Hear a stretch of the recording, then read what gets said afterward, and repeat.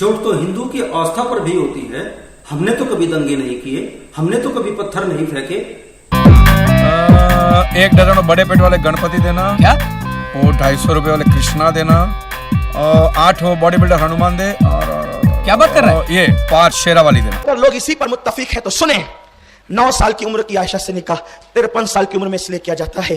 वक्त का सही उपयोग, घंटे का पूर्ण इस्तेमाल कोई इनसे सीखे।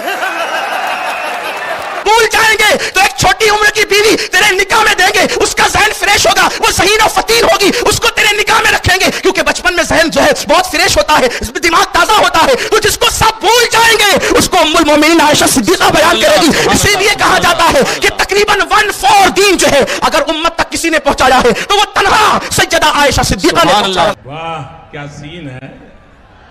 53 साल का बूढ़ा एक 6 साल की अबोध बच्ची से शादी करता है, यह किस श्रेणी में आता है? आप इसको किस श्रेणी में कहे गए?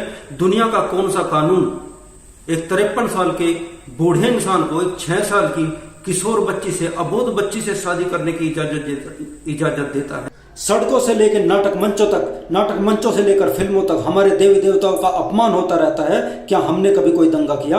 क्या हमने कभी कोई बलवा किया? इतिहास गवाह है हमने कोई बलवा नहीं किया। चोट तो हिंदू की आस्था पर भी होती है। हमने तो कभी दंगे नहीं किए, हमने तो कभी पत्थर नहीं फेंके। जब हमारे श्री राम की तस्वीर पर लोग चप्पल मारते हैं, क्या तब हमने दंगे किए?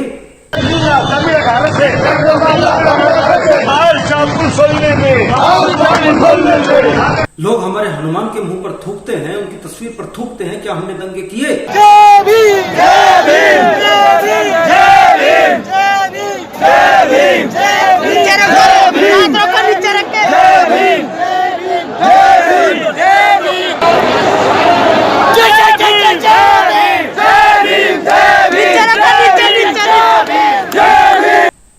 लोग हमारे काशी विश्वनाथ के शिवलिंग पर थूक रहे हैं, वजू कर रहे हैं, हमने कब दंगे किए? 8 इंच का शिवलिंग मिला है। उनका कहना है कि ये शिवलिंग नंदी जी के सामने और पूरा पानी निकाल कर देखा गया। शिवलिंग 12 फीट और 8 इंच का है, जो काफी अंदर गहराई तक है, और इसे खोदने हम चाहेंगे तो और शिवलिंग नीचे निकलेगा। अब ये तो कोर्ट तय करेगा कि ये वजू खाना है या फिर शिवलिंग।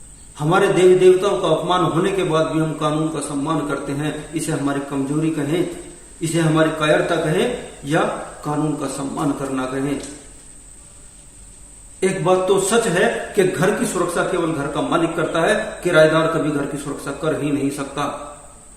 समाज को समझना होगा, देश को समझना होगा, सरकार को समझना होगा कि देश का मालिक कौन है और किराएदार कौन है। जो किराएदार हैं उन्हें जरूरत है घर से बाहर निकालने की, जरूरत है इस देश को हिंदू राष्ट्र घोषित करने की, और सरकार को यह काम कर देना चाहिए, क्योंकि जब तक यह देश हिंदू राष्ट्र नहीं बनेगा तब तक यहाँ पर हिंदू की आस्थाओं का सम्मान नहीं होगा।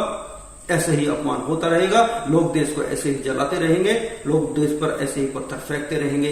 इसके लिए सरकार को चाहिए कि वह देश को हिंदू राष्ट्र घोषित करे। पूरी दुनिया का मुसलमान नुपुर शर्मा के खिलाफ एक हो चुका है। सब लोगों ने कमर कस ली है, सब लोग उसकी जान के दुश्मन बन चुके हैं, और हम लोग चुपचाप बैठे हुए हैं। हमें समर्थन करना चाहिए नुपुर शर्मा का, हमें आगे आना चाहिए नुपुर शर्मा की सपोर्ट के लिए।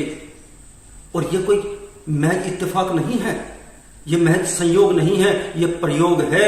24 राज्यों में एक साथ एक ही समय पर बलवे हो जाना, दंगे हो जाना, पत्थर फेंकने की ये घटनाएं सुनियोजित घटनाएं हैं। यह 1947 वाली डायरेक्ट एक्शन वाली घटनाओं को दोहराने की कोशिश है।